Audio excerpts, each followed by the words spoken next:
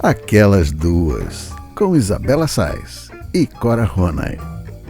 Alô, alô, queridos ouvintes, muito bom dia, boa tarde, boa noite. Começando mais uma edição do Aquelas Duas podcast comigo, Isabela Sais, e com minha querida Cora Ronay. E aí, Corinha, tudo em cima? Tudo em cima. Semana boa? Semana boa. Nos conformes, naquele pânico de fim de ano, né? Aquela correria de fim de ano. Agito total. Mas tudo bem. Tudo bem. Tudo suave na nave. Suave na nave, que delícia a gente começar o programa assim, né? Tem tempo que a gente não começa o programa assim. Ah, tá tudo suave na nave. Vamos aproveitar. Vamos, né? Não morreu ninguém no aquário, tá tudo ok, Tá menina. tudo certo, nenhuma notícia bombástica, pelo menos que a gente saiba até agora. Então vamos começar, tá preparada? Temos muito assunto pela frente. Esse programa tá que tá. Tem bem uns 5 dias que o Bolsonaro tá calado. Tá quieto, menina. Isso Não é? eu não sei se isso é bom ou ruim. O Carluxo voltou para as redes sociais, mas ainda não disse nenhuma grande besteira. Isso, quer dizer, até 2 horas atrás, né, que a gente olhou o computador pela última vez. Sim, tudo pode mudar. Tudo pode ter mudado nesse ínterim e, sobretudo, no ínterim entre o qual nós estamos gravando e aquele em cujo seremos ouvidas. Exatamente. Mas, enfim, porque não pode poderemos garantir nada nesse país. Poderemos ser ouvidos de madrugada, de manhã, daqui a uma semana, daqui a meia hora. 20 dias, daqui a meia hora. Tudo muda hora. neste país em meia hora. Tudo tá pode tudo mudar. diferente. Mas então vamos aproveitar essa tranquilidade para Vamos. começar o nosso programa. E a gente começa o programa com um assunto que eu acho interessantíssimo, que é o transhumanismo.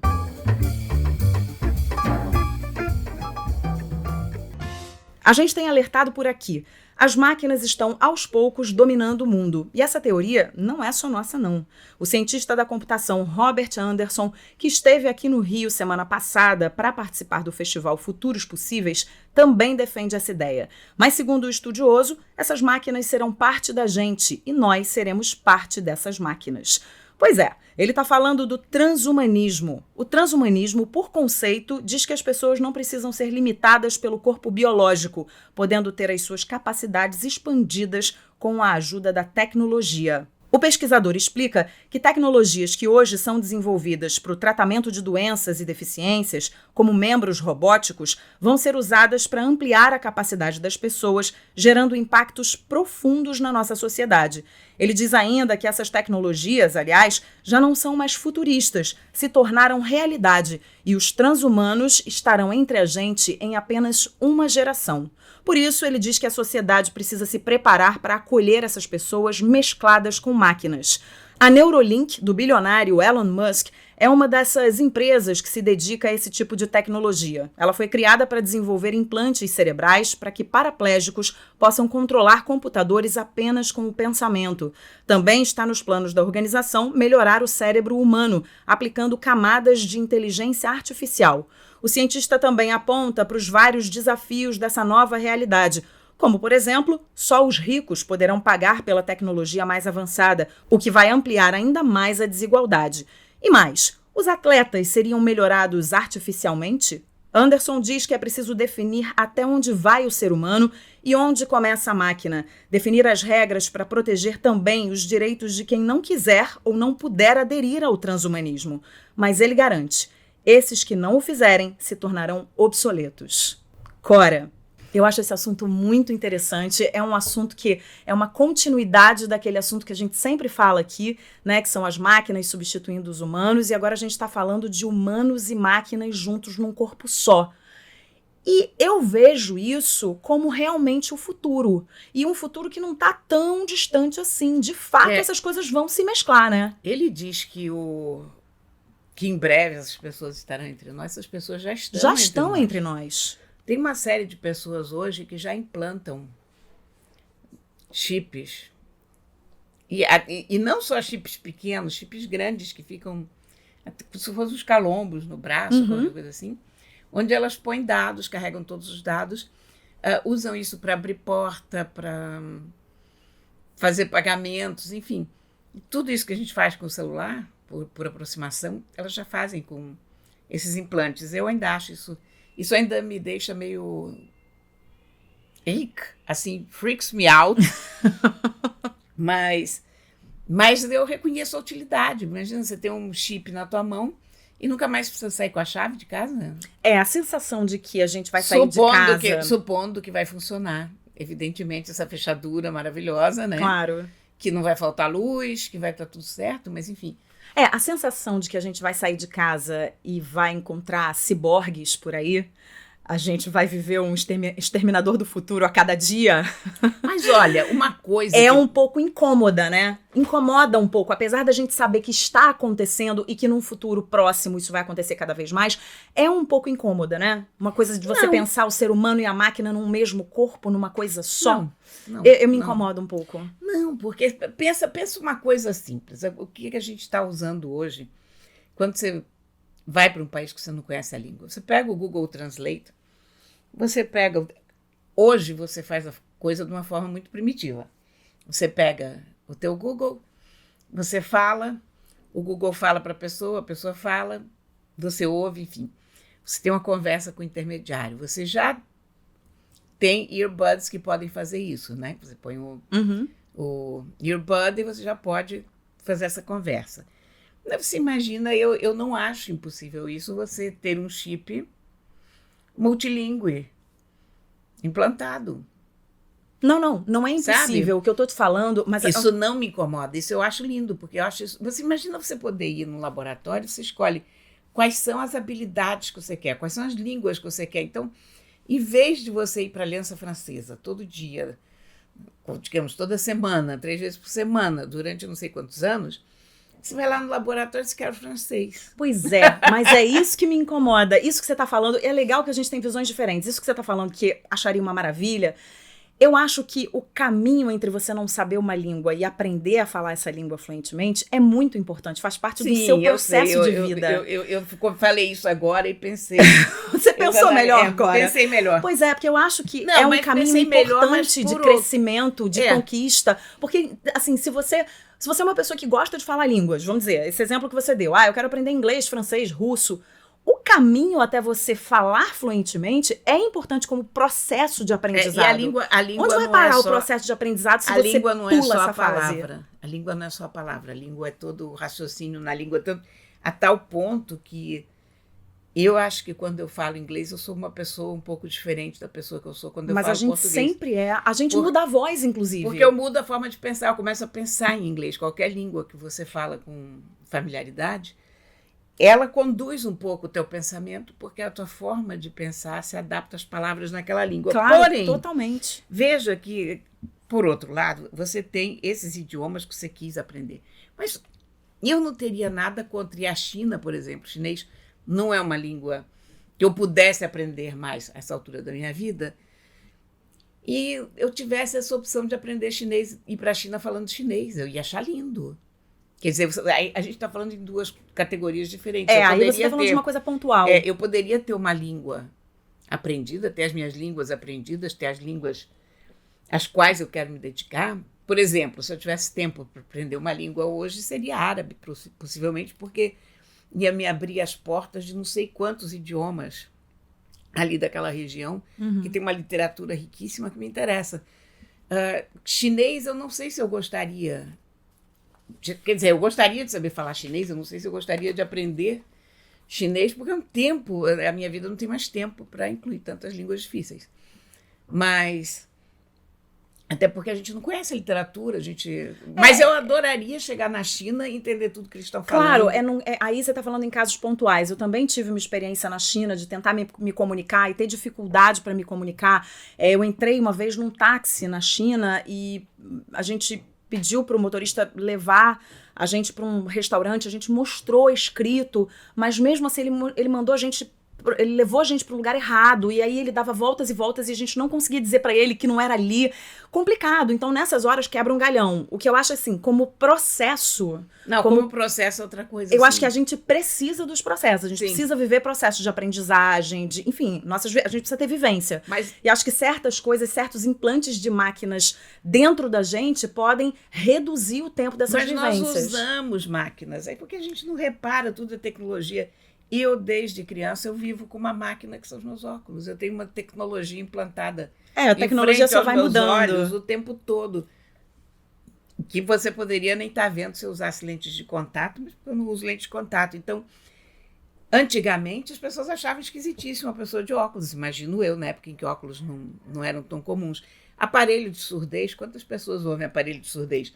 No outro dia não, ontem eu estava num encontro dos antigos jornalistas do JB e percebi 2 ou 3 pessoas com aquela coisa de diabetes que as pessoas já usam hoje, que é um implante de uma coisinha aqui no braço que está ligada com o teu iPhone ou o teu Android, eu não sei se tem para Android também, mas iPhone eu tenho certeza que tem, que a pessoa controla a insulina através do telefone. Isso é uma máquina que está implantada. Claro, eu acho que a gente vai... É uma máquina que está implantada em você. Implante coclear é uma máquina implantada em você. Também, tem muito isso. Olha, o Marcelo Gleiser, cientista, né? Eu tive aula com ele na minha pós-graduação em filosofia, e ele fala uma coisa muito interessante. Ele fala que o transhumanismo ele já começou há muito tempo, ele só está evoluindo. Exatamente. Né? O celular, por exemplo, ele é uma extensão do nosso corpo, sim.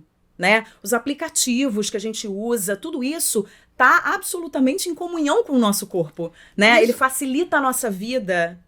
Isso daqui. Uma tesoura, tá, gente? Isso daqui. A Cora tá assim, isso daqui. Não. Ninguém Os vai nossos ver. ouvintes não estão vendo, então eu tô traduzindo aqui. É uma tesoura, ela tá mostrando uma tesoura. Eu não sei o que ela vai fazer com essa tesoura. Não, isso daqui é totalmente uma ferramenta transhumana, porque ela me dá a habilidade de cortar que eu não tenho em pessoa. Ela é uma extensão do meu corpo. Quando eu abro ou fecho os meus dedos nela, eu abro ou fecho essas lâminas. Né? Edward Scissorhands, de uma forma um pouco mais primitiva. E nessa discussão ainda dos celulares, né, que estão sendo uma extensão do nosso corpo, ele dá até o exemplo de quando você esquece o celular em casa, você tá preso no trânsito, você fala, caramba, e agora? Como é que eu vou viver né, sem o meu celular? Então ele é uma extensão do nosso corpo. E aí ele dá o exemplo de... Desde quando a gente toma remédio já há muito tempo, a gente toma vitamina que faz o nosso sistema imunológico ficar mais fortalecido. E isso não é natural, a gente está usando a vitamina para fortalecer o nosso sistema imunológico. Então, há muito tempo a gente usa fatores externos, né? Coloca para dentro do nosso corpo coisas para modificar o nosso corpo e para melhorar o nosso desempenho. Então, o transhumanismo já acontece há muito tempo. Agora... A máquina implantada no corpo é que é mais novidade, né? A máquina implantada dentro do corpo, a tal lente de contato que você vai botar e vai ter acesso a milhões de coisas. Vai ser espetacular. Eu quero ver isso tudo. Pois é. Mas olha, o DIU, por exemplo, é uma máquina implantada. É uma máquina implantada. É que a gente tende a ter uma familiaridade com a tecnologia que a gente já conhece e a estranhar o que a gente ainda não viu. Mas assim que se torna real...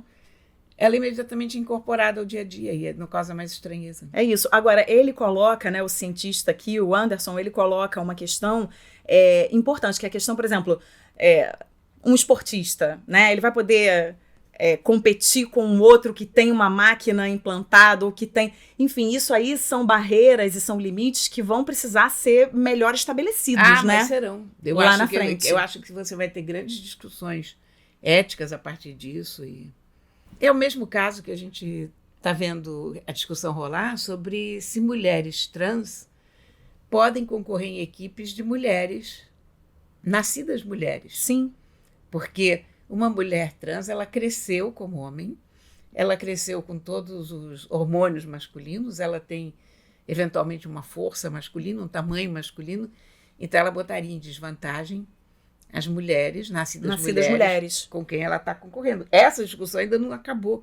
Essa discussão está ocorrendo. E eu acho que tem muito chão pela frente, porque não é uma discussão fácil. Não, é uma discussão dificílima. E essa discussão, algum dia, em algum momento, a gente vai olhar para trás e vai dizer, é lógico que não sei o que, isso ou aquilo, né?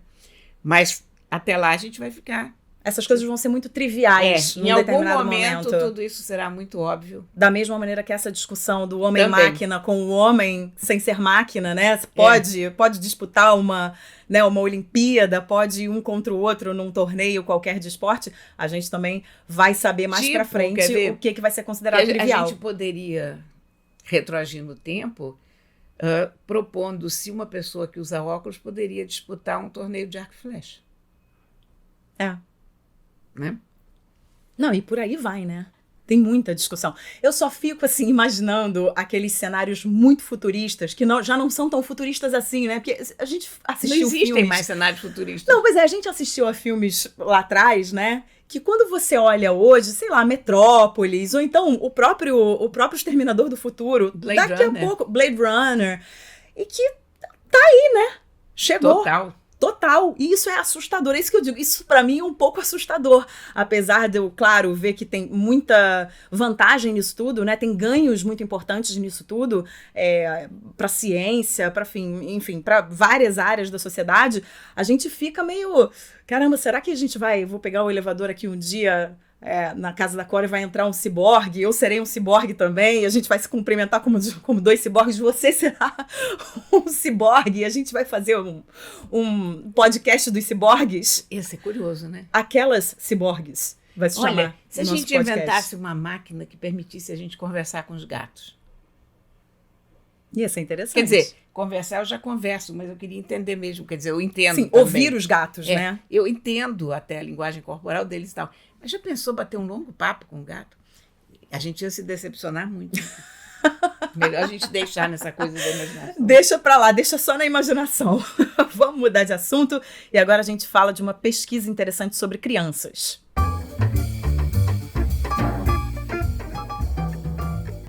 O portal Gente da Globosat, em parceria com o canal infantil Gloob, lançou o estudo Eu Criança, Presente do Futuro. Ele chama atenção para um fato que a gente já sabe, mas que muitas vezes esquece. Apesar de tudo, da dureza da vida, da situação polarizada do mundo, das complicações das relações, as crianças estão aí com toda a sua leveza para mostrar que o futuro pode ser diferente. O estudo nos desafia a apurar o olhar para a realidade e para o pensamento de crianças em vários aspectos. O primeiro diz respeito à tecnologia, cada vez mais rápida e presente nas diferentes atividades, até que ponto devemos ensinar as crianças a desligar um pouco para não criar tanta ansiedade. O segundo fala da liberdade dos filhos. Os pais tendem a comparar a infância que tiveram com a de suas crianças. Terceira questão, será que devemos proteger as crianças de tudo? Qual é o ponto correto entre resguardar a infância dos filhos e mostrar as coisas como são? Especialistas lembram que os pequenos olham as coisas com muito menos rigidez do que nós. O estudo conversou com crianças de 6 a 11 anos e chegou a 2 comportamentos. Crianças ativistas, que desde cedo lutam pelo que acreditam e sonham, e crianças empreendedoras, que colocam em prática ideias para transformar o presente enquanto estamos endurecidos.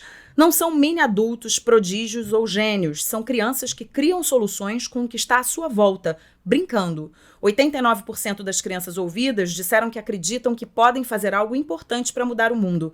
E 3 características seriam responsáveis por essa forma de se enxergar como agente de mudança: confiança, voz na escola e sensibilidade. O estudo também perguntou às crianças o que elas achavam importante dizer para um adulto. As coisas que mais surgiram foram não tratar mal uma pessoa, não dirigir depois de beber, respeitar a velocidade do trânsito, não falar no celular dirigindo, parar de fumar, não deixar a torneira aberta ao escovar os dentes e por aí vai. O estudo conclui que cabe a nós, adultos, abrirmos o mundo para as crianças, pois elas estão dispostas a transformar a nossa história. Mas é claro, nós temos que fortalecê-las, cuidar dos primeiros passos para que depois elas nos mostrem a direção. Falando em criança, Cora, adoro esse assunto, né? Porque eu tenho um filho pequeno. Eu queria saber se você tem a mesma visão das crianças em relação aos seus netos que eu tenho em relação ao meu filho e as crianças que estão ali em volta, né? Os amigos. Eu percebo até nas crianças pequenas um interesse, uma curiosidade, eu não sei, uma fome maior de saber o que está acontecendo em volta, um interesse maior. Não sei se por conta do estímulo que é diferente, porque o estímulo que meu filho tem hoje, que seus netos têm hoje, é muito diferente do estímulo que eu tive, porque a educação mudou, né? Porque a informação chega com muito mais facilidade aos pais hoje, aos professores hoje. Os nossos pais e nossos avós não tinham a quantidade de informação que hoje eu, mãe, tenho. Então eu acho que essas crianças são crianças que vêm já com um chip diferente. Falando em chip, com um chip diferente. Você sente isso dos seus netos? Não, honestamente, eu já pensei muito sobre esse assunto. Eu acho que toda geração tem um natural espanto diante da geração mais nova. Porque é claro que a geração nova sabe tudo que a gente sabe. E mais um pouco. E mais um pouquinho que eles estão trazendo. Então a gente sempre acha que as crianças dessa geração estão vindo. Não. As crianças dessa geração estão vindo exatamente como vêm as crianças há alguns milhões de anos. Porque elas aprenderam, elas já têm aquele conhecimento que nós temos. Digamos, as crianças que dizem não bebam Antes de dirigir. essas crianças aprenderam, tiveram bom senso de aprender com as N mortes que a gente precisou ver no trânsito, para saber que, olha, essas duas coisas não combinam. Não fumem, né? Então, isso é um conhecimento que vai sendo passado de pai para filho, de pai para filho, de filho para neto, e por aí vai, gerações. Então, eu tento muito, porque eu me policio muito para não ser aquela avó que acha os netos a coisa mais deslumbrante do mundo, porque toda avó acha que os netos são a coisa E toda mais mãe deslumbrante. também acha. Mas eu acho que não é por aí. Eu tento me policiar um pouco no sentido de ter uma visão realista do que é a criança. Então, esse papo que a gente diz, as crianças vão salvar o mundo, os jovens vão resolver todos os problemas. Os jovens não vão salvar o mundo, e os jovens não vão resolver todos os problemas, porque nós não... Olha, nós também fomos jovens, nós queríamos salvar o mundo. Eu me lembro quando eu queria salvar o mundo, e a gente não é capaz de fazer isso, porque é preciso muito mais do que boa intenção para salvar o mundo. É preciso uma vontade política, é preciso uma união que o mundo não tem, é preciso... Cara, é tanta coisa. Se alguém soubesse a receita para salvar o mundo talvez já tivesse salvo, mas... Enfim, eu acho que as crianças são, evidentemente, a consequência dos seus pais. E são sempre melhores do que os seus pais, na medida em que representam o conhecimento dos seus pais, mais aquele tantinho que elas trouxeram. Agora, a gente está, independentemente disso tudo, eu acho que a gente está jogando fora um capital humano louco aqui no Brasil, com esses índices de PISA que você viu. Sim. Que nós somos uma das nações menos educadas do mundo. Uhum. Quer dizer, o que nós estamos fazendo com a nossa juventude é criminoso. E é criminoso com nós mesmos, com o país mesmo. Porque a gente não está dando nenhuma chance a eles de poderem, de fato, serem melhores, de poderem, de fato, ajudar o país a progredir, né? Eu acho, Cora, eu acho que não é bem o caso de... Você estava falando, né? Você como vó você evita querer achar que os seus netos são as melhores crianças do mundo, e a gente, né, como pai, mãe, achar que os nossos filhos são as melhores pessoas do mundo. Eu não acho que é por aí, mas eu acho que hoje existe, pelo menos eu vejo, de quando eu era criança e de quando a minha mãe era mãe de uma criança pequena, eu vejo que hoje a gente tem acesso a uma informação muito diferente do acesso à informação que minha mãe, por exemplo, teve, que meu pai teve também. Hoje, a gente tem toda uma linha de escolas construtivistas que trabalham na singularidade, que trabalham pela autonomia da criança, que trabalham pela empatia, sim, que trabalham com valores que antigamente não eram tão trabalhados assim. Então, nós, como pais, é o que você fala, as crianças são um retrato ali do que acontece em casa, com os pais. Realmente, nós somos a principal referência. Na primeira infância, nós pais somos a principal referência dessas crianças, mas eu acho que hoje a gente tem contato com certas linhas de educação, com certas linhas pedagógicas que antigamente os nossos pais não tinham contato. Então, quando a gente valoriza um ser com autonomia, um ser em sua singularidade, respeitando a singularidade. Sim, as crianças são mais respeitadas, isso sim. Sim, hoje quando a gente fala, por exemplo, em singularidade, quando a gente fala em respeitar a singularidade, quando a gente fala em respeitar as diferenças, quando a gente diz e conversa com uma criança sobre o que é diferença, porque uma coisa é você explicar de um jeito X o que é diferença, e outra coisa é você explicar de um jeito Y. Faz toda a diferença você explicar o que é diferença para essa criança. Livre de preconceito, livre de amarras, etc e tal. E eu acho que hoje os pais estão mais conscientes em relação a isso. Não é que os pais do passado não quisessem e não tivessem boa intenção, não tivessem intenção de fazer isso, mas hoje a gente tem mais recurso para poder pegar essa educação, pegar as rédeas dessa educação e formar crianças talvez mais interessadas, mais engajadas, que estejam mais ligadas no que está acontecendo ao seu redor. Isso eu acredito sim, que essas crianças são diferentes nesse sentido. Eu acho que a gente está respeitando mais as crianças. Muito mais como indivíduo. Isso claro, com certeza. Antigamente, Cora, você pegava um bebê, a pessoa falava com o bebê, a outra pessoa dizia assim para você está falando com ele porque ele não está entendendo nada que você está dizendo. Gente, está mais do que provado que o bebê entende o que a gente está dizendo desde a barriga. É muito importante você dizer para um bebezinho pequenininho, de meses que você tá saindo, mas que você volta. É desde pequeno você conversar e dizer, olha, a mamãe tá saindo, mas ela Gente, volta. a gente conversa com os gatos, né? É claro, você formar também uma criança e um sujeito seguro. A segurança, é a formação da segurança dessa criança, sabe? Outra coisa que eu acho importante também é a disponibilidade emocional. Eu acho que os pais precisam ter disponibilidade emocional, não só os pais, mas os avós. Eu não digo nem disponibilidade de tempo, porque você às vezes tem famílias que o pai trabalha o dia inteiro, a mãe trabalha o dia inteiro, e é isso aí, não tem jeito, não tem outra solução. E a gente tem que respeitar as configurações diferentes, né, as logísticas familiares diferentes. Mas é muito importante você ter disponibilidade emocional, disponibilidade de mostrar o mundo, de conversar. Quando eu digo que as crianças estão vindo diferentes, não é, estão vindo diferentes porque uma luz bateu, um raio, e elas estão vindo diferentes. Mas eu acho que tem algumas coisas muito importantes acontecendo, né?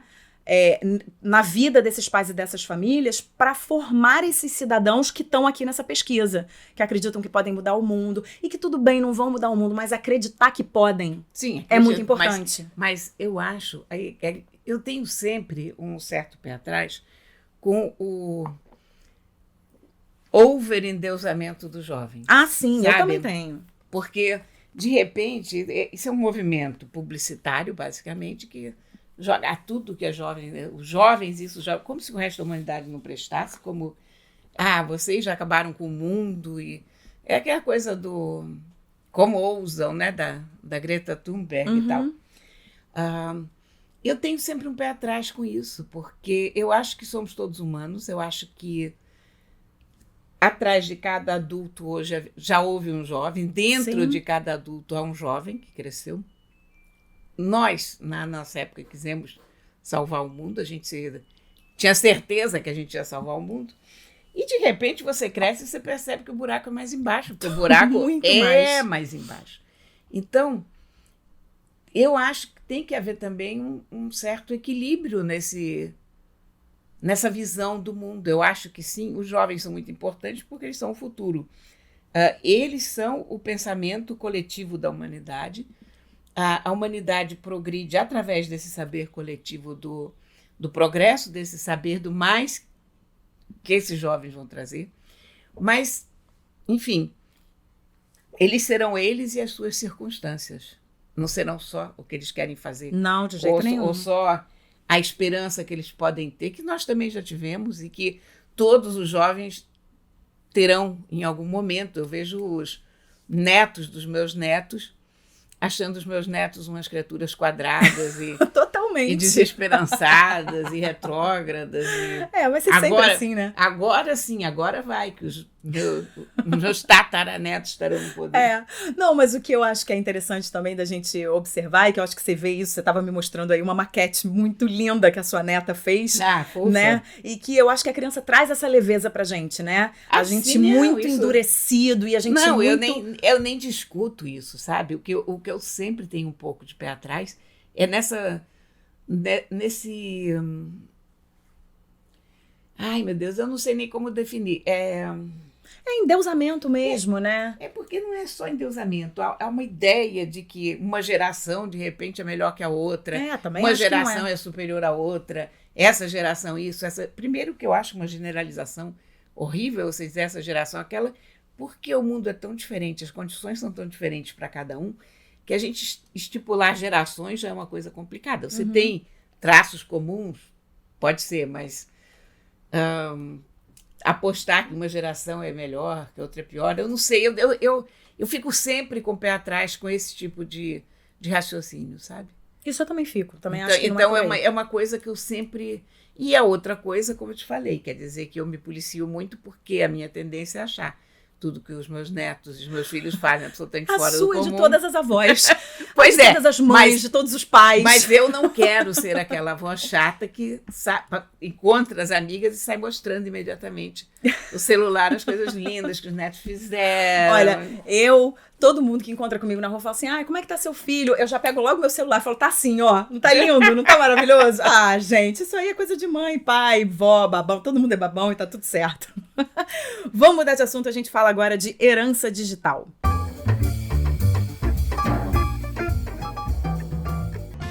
O apresentador Gugu Liberato faleceu recentemente depois de sofrer uma queda. A notícia comoveu o país inteiro e a gente chegou a falar sobre isso por aqui. Mas essa perda ainda está dando o que falar, principalmente no que diz respeito à internet, mais especificamente às redes sociais. Uma semana depois de seu falecimento, a conta do Gugu no Instagram ganhou mais de 1 milhão de seguidores. Ele tinha 1.900.000 quando faleceu e hoje passa dos 3 milhões. O que causa um estranhamento é que estamos falando de uma conta que não vai ser mais utilizada. Algumas pessoas dizem que é uma espécie de homenagem, como visitar os túmulos de personalidades antigamente. Mas esse novo comportamento leva a vários questionamentos e até a discussões legais, como o caso da herança digital. Num tempo em que seguidores no Instagram, por exemplo, são sim um ativo e podem representar ganhos econômicos, os familiares deveriam herdar essa conta? Alguns advogados defendem que sim, outros dizem que não, afinal a rede é privada e pode ter conversas e material particulares. Tem quem defenda um meio termo e diga que isso deve ser escrito no testamento. Não existem leis específicas a esse respeito, mas para alguns, o que deveria valer até que isso seja especificado na lei são as regras gerais de sucessão que dão direito aos herdeiros. As redes sociais têm suas próprias políticas e, no geral, os perfis de pessoas que morreram podem continuar ativos para que amigos e familiares sigam acessando. Facebook e Instagram dão a alternativa de transformar o perfil num memorial. A família só teria que enviar documentos comprovando parentesco e certidão de óbito. No Instagram, a conta continua igual, mas depois da transformação, ninguém mais pode mudar as publicações ou informações ali presentes. Já no Facebook, é possível informar que a página é em memória de alguém. Corinha, o que você acha dessas páginas em memória? Você acha que essas páginas podem ficar para os herdeiros e os herdeiros passam a administrar essas páginas? Qual é a sua visão em relação a essa história de herança digital? Cara, eu acho que um dia, como sempre acontece, vai haver mais mortos na internet do que vivos e vai ser algo creepy, mas tudo bem. Eu acho legal as páginas ficarem porque, como disse aquela pessoa, que não sabemos quem foi, é uma lembrança, é um né? pouco como você visitar o túmulo do teu amigo, você vai lá, aniversário de morte, ó fulano, que saudade, continua presente no meu coração, aquelas coisas. Isso sim, não vejo mal nenhum nisso, eu acho que é uma coisa engraçada. Houve um tempo em que a internet estava, eu chamo de tempo da internet a vapor, em que a internet estava começando, então foram criados até alguns cemitérios virtuais em que você ia lá acender uma vela para fulano, ou beltrano, ou cicrano, e aí tinha velhinhas acesas em nome das pessoas. Mas aquilo não pegou. Cemitérios virtuais, os verdadeiros cemitérios virtuais são mesmo as redes sociais. E essas contas fantasmas, contas em que ficam os traços da pessoa que já não existe mais, mas a conta ficou lá. Agora, muito curioso. Agora, acho que é importante a pessoa saber disso antes de morrer e deixar instruções nesse sentido, se ela não quiser mais que a página fique no ar. Se ela não quiser, ela precisa dizer, exatamente, precisa deixar por escrito, né? Se você não se incomoda que a tua página fique aí per século seculorum, ou na eternidade em que durarem as redes sociais, tudo bem. Agora, se por algum motivo você não quer que a página fique no ar, é bom você estabelecer isso por escrito, né? Eu não vejo mal, não, na página ficar ali sendo administrada por um parente ou por um amigo. Problema nenhum. E eu acho que, em caso de pessoas públicas, é até realmente um memorial ali, é uma lembrança, né? E aí você vai... E é um lugar de encontro dos amigos, eventualmente. Estou te dizendo, numa efeméride aí, 1 ano da morte, sei lá, vai se fazer uma missa, você já comunica por ali. Enfim, esse tipo de coisa pode ter essa utilidade, ou das pessoas marcarem um encontro, dos amigos. Ou você quer relembrar também alguma passagem da vida dessa pessoa, porque normalmente nas redes sociais tem fotos mais pessoais, então a pessoa quer, eu quero ver o fulano de tal com o filho dele, como é que era, não sei o quê. Tem fãs que querem ver. Olha, vida que segue. E vida que segue. Agora, uma coisa que eu acho muito curiosa é que normalmente, quando uma pessoa pública morre, o perfil dessa pessoa passa a ter milhões e milhões a mais de seguidores em pouquíssimo tempo, né? Porque eu acho que também é uma coisa da falta que vai fazer, desse fã, ou que não era tão fã assim, perceber que gostava muito e vai lá e segue a página para ficar acompanhando homenagens que possam acontecer. O que você acha que é também? Porque, por exemplo, no caso do Gugu que a gente deu aqui, aumentou consideravelmente. Aumentou, número, mas não quer dizer nada. É um aumento do mesmo jeito que a pessoa está vendo televisão e parar para olhar o noticiário sobre o Gugu. Sobre o que aconteceu. daqui a meia hora a pessoa nunca mais vai olhar essa página. Quer dizer, amanhã a pessoa vai limpar os seus contatos, vai tirar a página de lá, entendeu? Isso é uma emoção do momento. É aquela coisa como botar uma flor no túmulo. Sim, digamos. faz todo sentido. É isso, né? É uma coisa inteiramente temporária, a emoção do momento, você vai lá e segue, mas não quer dizer nada. A página não significa que essa página tenha, de fato, esses milhões de seguidores. Agora, Cora, significa que tantos milhões de pessoas ficaram tocadas por isso. Mas só Sim. isso. Agora, olha, por outro lado, tem uma questão interessante aqui. Olha essa história. O ator Bruce Willis anda preocupado com a sua extensa coleção de músicas. Dizem que ele tem milhares de horas de músicas em seus diferentes iPods. Agora, ele estaria preocupado em garantir uma forma legal de repassar essas bibliotecas do iTunes para as 3 filhas quando morrer. O advogado do ator pensa num jeito de fazer isso legalmente, já que a legislação ainda não prevê questões como essa. Isso também é uma coisa muito importante, né? É uma herança, aí a gente está falando de um outro tipo de herança, mas é uma herança que as pessoas ainda não sabem se podem, como e se podem passar para seus filhos. Então, por exemplo, essa biblioteca gigantesca, ele morrendo, morre com ele.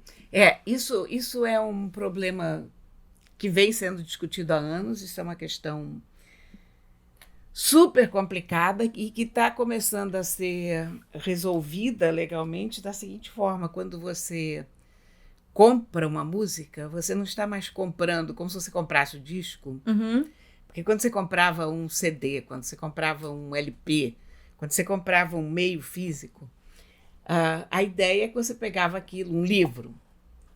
Então, eu morri, você é minha herdeira, você ganha aquele livro. Aquele livro Sim, passa ele tá fisicamente a ter teu. aqui na sua casa. Quando você compra a mesma coisa em digital, e que você não tem o meio de suporte, você está comprando só uma licença de uso. É uma coisa meio mandrake, porque você gasta o mesmo dinheiro, porém o direito se aplica apenas a você. E quando você morrer, aquela licença morre junto com você. É uma licença pessoal intransferível. Então, a maior parte da arte digital, dos bens digitais que você começa a ter hoje, todos são uma licença de uso, não são mais um certificado de propriedade daquilo. Pois é, mas é engraçado. É complicado. Pra mim é complicado, porque eu acho que deveria funcionar da seguinte maneira: eu tenho aqui as minhas músicas da minha biblioteca do iTunes e eu quero passar para o meu filho. Evidente. Tem que ter um documento que você assine, que você deixe para os seus filhos, e os seus filhos automaticamente passam a ter essa biblioteca. Mas é isso. Você passa anos da sua vida montando um negócio que é uma joia rara. Para os seus filhos vai ser uma joia rara, vai ser uma lembrança, né? Mas é isso que se discute legalmente. Seu pai, da sua mãe, pois é. Mas eu acho que isso tem que ser, em algum momento, precisa se decidir que, de fato, você pode deixar a herança virtual, sim. Eu concordo, né? Inteiramente. Porque senão você gasta rios de dinheiro. A alegação de que seria uma licença, que você não é o dono daquilo, claro, eu compro um romance qualquer, é óbvio que esse romance não é meu. É óbvio que aquele volume é meu. O volume é seu. Então é óbvio que aquela biblioteca digital é minha. É sua, foi montada por você. Eu não sou dono dos direitos digitais, eu sou dono daquela biblioteca digital. Claro. Então, é uma coisa que as empresas estão querendo usar a seu favor, mas eu discordo. Eu discordo também, totalmente. I beg to disagree. Nossa, é porque você vê, esse mundo é muito novo. A gente está convivendo com essas tecnologias todas de muito pouco tempo para cá. Ainda há muita coisa para se resolver legalmente. Sim. Muitas coisas pequenas em que a gente ainda nem pensou, que começa a ter um caso aqui, um caso ali, mas a gente pensa, pois é, e agora? Faz como, né? Isso aqui, o que acontece aqui a partir desse momento? Mas esse caso, essa questão, para mim, ela não é nem tão complexa. Eu vejo com uma certa simplicidade. Não é assim que os advogados americanos veem. Não? Primeiro, advogado americano não vê nada com certa simplicidade. Pois é, mas... Licença de uso. A criatura que inventou a licença de uso ferrou a humanidade para todo sempre. E Cadê garantiu essa pessoa? a sobrevivência. Eu quero conversar com ela. Essa pessoa se chama Nathan Myhrvold. Esse cara continua sendo um dos maiores gênios do Vale do Silício. Ele trabalhava na Microsoft, onde eu o considerava pessoalmente um gênio do mal, porque ele tinha todas as piores ideias. E essa ideia da licença de uso partiu da cabeça dele. Agora, ele, hoje em dia... Ele é um daqueles caras que se interessa por tudo, é um gênio polímata, ele fez pesquisas em áreas nucleares e culinárias, o que você pensar, o Nathan Beaver pesquisou e pesquisou bem, e, enfim, é uma personalidade muito interessante. É uma pessoa muito, muito interessante, mas essa ideia perversa saiu da cabeça dele. Pois é, essa ideia perversa eu não concordo, não. E pra mim continua sendo muito simples. É isso, posso passar minha biblioteca. Bruce Willis pode passar para as filhas dele, a biblioteca dele do iTunes, ele tem esse direito, só tem que arrumar um jeito de ficar escrito e ficar declarado que ele tem esse direito. Pronto. E assim foi criada a jurisprudência, todos seguiremos nos seus passos. Muito bem, Corinha, vamos para o último assunto do nosso programa, que agora, no mês de dezembro, a gente está sempre falando do Natal. 6 em cada 10 brasileiros devem se autopresentear nesse Natal. Foi isso mesmo que você entendeu. 101,6 milhões de brasileiros querem comprar presentes para si mesmos nessa data festiva. Esse número faz parte de uma pesquisa divulgada na primeira sexta-feira de dezembro pela Confederação Nacional de Dirigentes Lojistas e o SPC Brasil. No total, foram ouvidas 686 pessoas nas 27 capitais. Segundo o estudo, os consumidores planejam, em média, comprar 2 presentes para si próprios. E o gasto médio deve ser de R$ 170. Os itens mais desejados são roupas, calçados, perfumes e cosméticos, seguidos de celulares, acessórios e livros. Os números mostram que essa ação de se autopresentear deve movimentar 36,7 bilhões de reais na economia. A pesquisa também garante que esse ato de se comprar um presente é motivado pelo aspecto de suprir uma necessidade, aliada à ideia do eu mereço. 51% dos entrevistados disseram que vão fazer a compra por precisar de algum produto. 30% afirmaram que vão se presentear por terem trabalhado muito em 2019. E 17% concluiu que o Natal é um pretexto para se dar o presente. Corinha, a gente teve o ano que teve, 2019 foi bombástico, a gente merece muito presente de Natal, não é não? E como merecemos? Oh, meu Deus, o brasileiro merece muitos presentes de Natal. Muitos. Quero saber, você vai se autopresentear esse Natal? Você tem esse costume? Não. Não? E nem, sabe, eu me esforço agora para fazer as pessoas entenderem que eu não quero presente de Natal, porque eu não preciso mais de nada. Eu tenho tudo na minha vida que eu preciso, que eu quero. Não preciso. Fazer igual a mim, quando alguém pergunta o que você quer de presente, eu falo, quem tem amor não precisa de mais nada. Mas é exatamente isso, né? A gente já tem tudo. Não é? Mas olha, que é bom, eu também não costumo ficar comprando presentes pra mim. Eu adoro presentear. Eu vou ser sincera, eu adoro presentear as pessoas. Eu gosto de dar presente no aniversário, eu gosto de dar presente no Natal, mas eu não vivo comprando presente pra mim. Mas de vez em quando é bom a gente comprar uma coisinha ou outra que a gente goste, cheirinho pra casa, sim, não, uma planta, não, lógico, uma roupinha nova, assim, de leve. E eu também não me restrinjo, não sou uma pessoa estoica em relação a compra. Se eu vejo alguma coisa que eu gosto, eu compro, mas eu me guio muito pouco por datas, sabe? Quer dizer, então eu, sei lá, eu compro na hora que eu preciso. Uhum. Ou na hora que eu vi, gostei, passei em frente à loja, vi uma roupa, achei legal, compro. Mas assim, vou sair e comprar porque é Natal, porque isso. E eu gosto de dar presente para as pessoas, mas, de novo, não gosto dessa coisa da obrigação de Natal, porque é aniversário. Eu gosto de repente, dar um presente para a pessoa, pronto. Eu também. Pensei datas, na Bia, pensei nas crianças, comprei, pronto, acabou.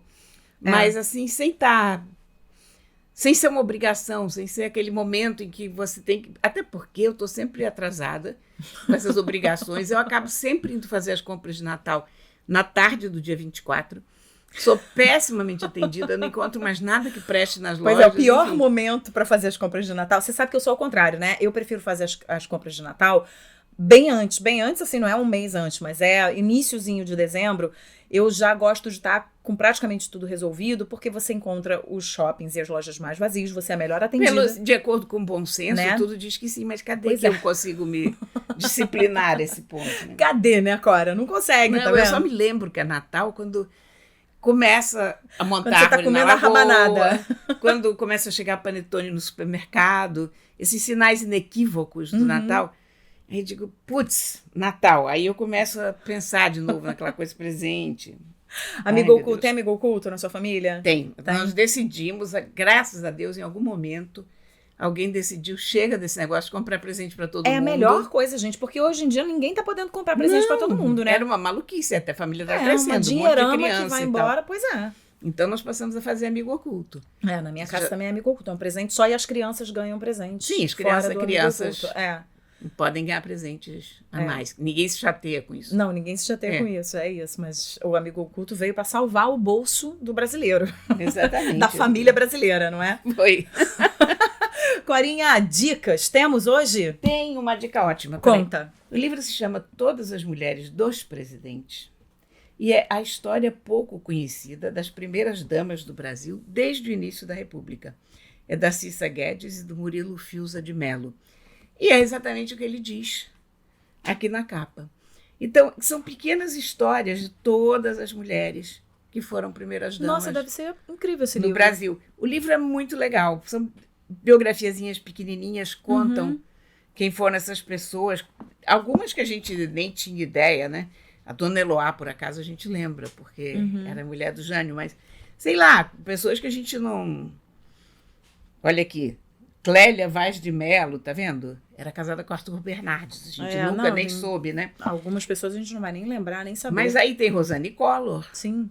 Né? A inesquecível Rosane Collor, com a sua bolsa combinando com o sapato, combinando com chapéu, com lencinho, com não sei o quê.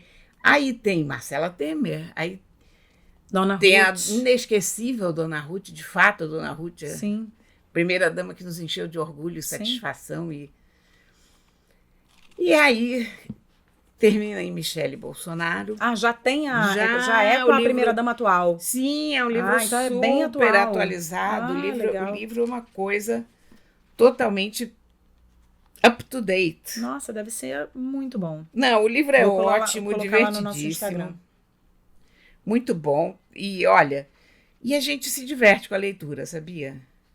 Olha aqui, ó. Michele de Paula Firmo Reinaldo. Você sabia que ela tinha todo esse nome? Não, Michele de Paula Firmo Reinaldo. Não sabia. Atualizadíssimo o livro. O livro é muito bom, está muito bem escrito. Legal, depois eu quero dar uma olhadinha. É um daqueles livros que a gente vai lendo em pedacinhos e aí a gente se lembra, olha, Dona Dulce Figueiredo, meu Deus do céu, eu nunca tinha pensado nessa criatura. Dona Cila Médici, se lembra? Era uma criatura de uma descrição total e por aí vai. Muito bom. Mais algum? Muito bom livro. E tem um romance. Você sabe, é engraçado, né? Um romance que se chama Ponty. Foi escrito por uma moça chamada Charlene Tell. E eu não sei se eu gostei ou se eu não gostei. Pois é, e por isso que eu resolvi recomendar. Para os nossos ouvintes falarem, darem a opinião deles. Para as pessoas poderem ter uma chance, porque ele é interessante, ele tem umas coisas muito interessantes. Ele é o primeiro livro que eu li que veio de Singapura. Olha. Eu nem sabia que havia uma literatura em Singapura. Eu supunha que houvesse, porque não tem lugar no mundo sem a sua literatura, mas é curioso você encontrar alguma coisa que vem de lá, né? Sim, e a capa é muito bonita. A capa é linda e o livro é interessante. O livro é a história de duas moças que são amigas. A mãe de uma dessas moças foi uma atriz que fez 3 filmes de horror, ficção científica, classe B, que viraram cult ao longo dos anos. E a história delas é em Singapura.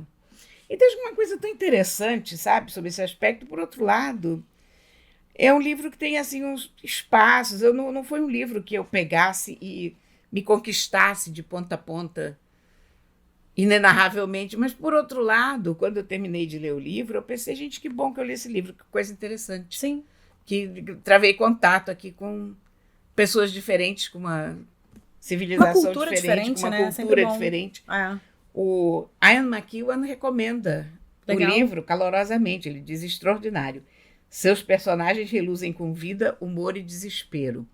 Eu não chego a achar tão extraordinário assim. Tão entusiástica, portanto, eu perdi alguma coisa que o Ian McEwan captou. Mas eu acho que vale a leitura, porque aquela coisa, apesar de eu não ter achado absolutamente deslumbrante, eu acho que vale muito a leitura, porque quando é que a gente vai ler uma coisa que veio de Singapura? Não, pois é, exatamente. Né? É por essa experiência de ler alguma coisa experiência que de ver então, de longe da gente, né? Esse é um livro que foi editado pela Intrínseca e a tradução é da Alessandra Steschi.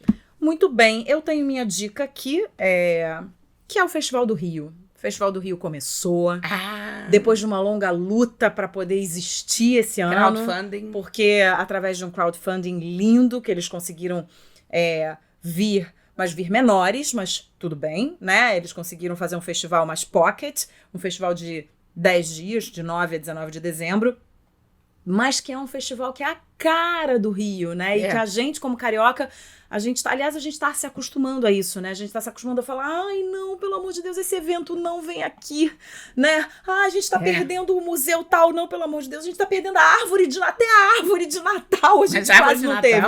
Sim, a árvore de Natal foi agora. Foi por um triz, né? Vai ser inaugurado dia 14, por um triz. Imagina. Mas é isso, o Festival do Rio foi por um triz também. Num determinado momento, a Hilda, que é a diretora do festival, chegou a dizer, olha, não sei se a gente vai conseguir existir esse ano, não sei se a gente vai conseguir acontecer esse ano. Então, assim, é um festival pelo qual eu tenho o maior carinho do mundo. Eu já cobri diversas vezes esse festival como repórter e é um festival democrático, um festival que traz, esse ano provavelmente não está trazendo, mas sempre trouxe muita gente de fora para cá, muitos atores, diretores consagrados e que colocaram esses atores, esses diretores, essas equipes de filmes muito perto do público com aquelas premieres lindas no Odeon, tapete vermelho. Era um momento assim de glamour, de festejar o cinema tão lindo. E eu não quero falar aqui como saudosista, eu quero falar porque como uma pessoa que sabe que ele existe ainda, né? A gente está aqui dizendo que ele existe ainda, não tão grande, mas enfim, mas pelo menos ele tá aí para todo mundo assistir, para as pessoas que estão no Rio, para o carioca poder escolher, e tomara que tenha aquela disputa por cadeiras de cinema, que é sempre muito bom ver as pessoas ali na fila tentando conquistar o seu ingresso pro filme tal e pro filme tal, aquela raridade. Então é isso, Festival do Rio de 9 a 19 de dezembro, em todo o Rio de Janeiro, nos cinemas de todo o Rio. É só você dar uma olhadinha, dar um Google aí e ver a programação. E temos música, Corinha? Nenhuma, não é possível, não tá botando mais música na nossa playlist. Gente, a gente tem uma playlist incrível no Spotify. Vai lá e segue a nossa playlist. É que eu fico desanimada que a gente não pode tocar a música. Pois é. Mas é só você falar que tá lá e o pessoal vai. Então pronto, eu vou pensar em alguma música pra semana que vem. Tá bom. Eu pensei em uma música pra essa semana porque hoje, quando eu tava fazendo exercício, tocou. E aí eu gosto muito dessa música, que é Rap do Bom, do Rappin' Hood, do Caetano Veloso. Eu adoro, acho uma música maravilhosa pra fazer qualquer coisa. Então já está na nossa playlist. Você vai lá, confere a nossa playlist. Você pode lavar a louça, você pode fazer ginástica, você pode caminhar, você pode passear com seu cachorro. Você pode escovar seu gato. Achei que você ia falar, você pode escovar seu dente também. Também pode. O gato e o dente. Você pode... Que mais, Cora? Nesse começo nessa troca de estações, é bom escovar os gatos. Sim. Porque eles perdem muito pelo nessa época. Os cachorros também. Então é bom a gente dar um help para eles e dar uma boa escovada no Então, pelo. se quiser escovar o seu gato, se você quiser tomar um vinho com um amigo, se você quiser fazer o que... Tem pra tudo, né? Tem pra todos os momentos. Ficar preso no engarrafamento. Ficar preso no engarrafamento, é isso. Então vai lá na nossa playlist. Você pode falar com a gente também no aquelasduaspodcast@gmail.com e seguir a gente no Instagram. A gente tá sempre colocando lá as dicas aqui do programa no @aquelasduaspodcast. Mais algum aviso? Tá animado esse celular da Cora? Ele ficou animado, de repente. Sabe o que ele está fazendo? Ele está me avisando que eu tenho um lançamento de Sontag. Olha só. Na Livraria da Travessa. O que eu falei na semana passada. Maravilha. O lançamento é hoje, na Livraria da Travessa. Então tá bom. Então, Corinha, foi lindo mais uma vez bater o papo com você. Semana que vem a gente tá de volta, né? Semana que vem a gente tá de volta, com toda certeza. Um beijo grande, boa semana pra você. Boa semana, gente. Aquelas Duas, com Isabela Sais e Cora Ronay.